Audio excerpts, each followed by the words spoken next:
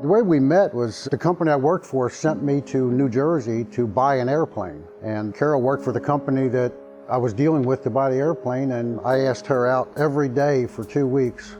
I just wasn't interested, but he said all the right things. After 2 weeks of asking her out, I asked her, well, what are you doing tonight? And she said she had a date. And I said, well, your date's not going to show up, but I'll be there and I'll buy you a drink. Well, her date never showed up, and I bought her a drink, and we've been together ever since.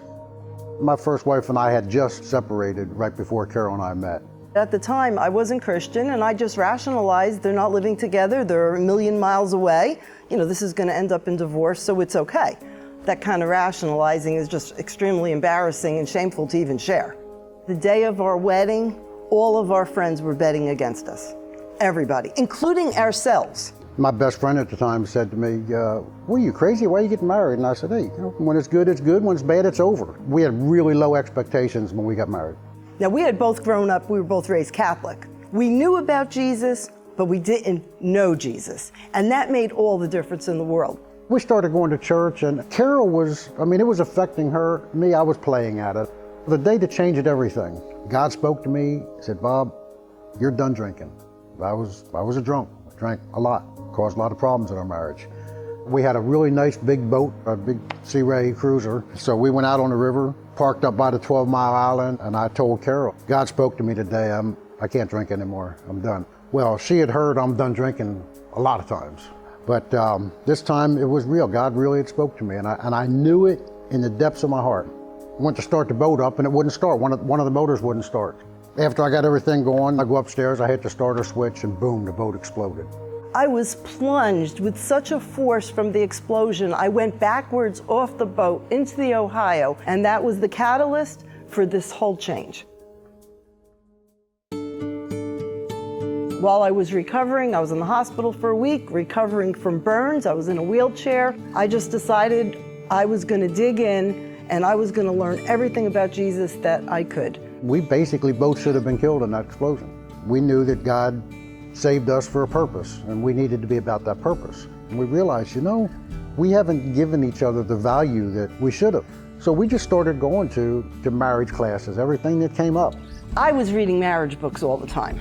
I really wanted our marriage to change, as did Bob. Of course, Carol was reading the marriage books and highlighting the stuff that I should read and putting it on my nightstand. And he would never read that book. As a matter of fact, that book would disappear. So when one day Bob came up to me and said, I believe God is leading me to marriage ministry. I'm like, what? You wouldn't even read a marriage book, and now you want to lead marriage ministry?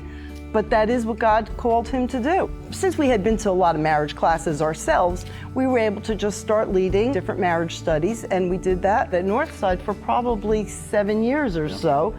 And then Bob and I just saw a need in the community. We invited other couples to come to classes at Northside. Well, that's really kind of difficult to get people from one church to go to an event at another church. We just realized we cannot minister to the community from a church. We just started praying that God would provide a location, provide a place, and we looked for about a year.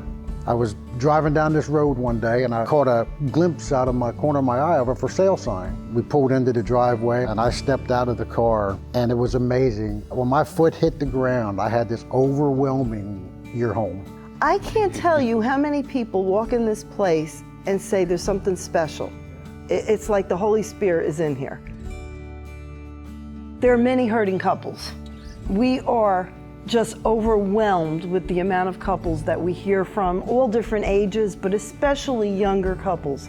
Mercy, Marriage Education Resource Center of Indiana, which is what we're called, we're not only for couples that are in dire straits.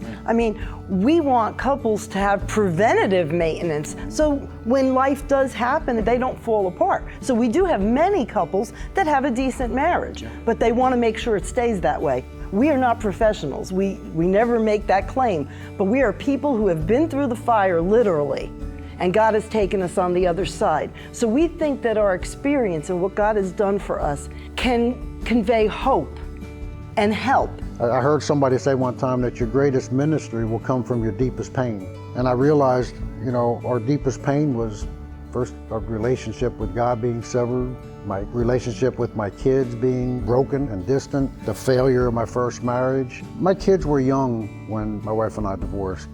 My son, it really affected a lot. I mean, he just was so resentful.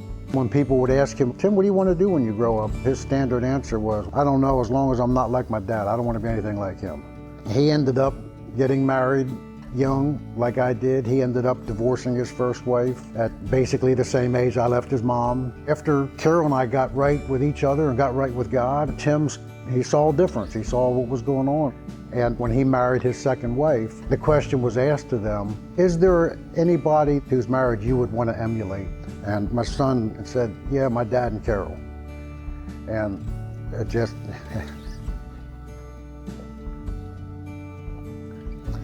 just goes to show our story is a story of redemption, just beginning to end. We couldn't possibly have done things any worse. Everything we did it wrong.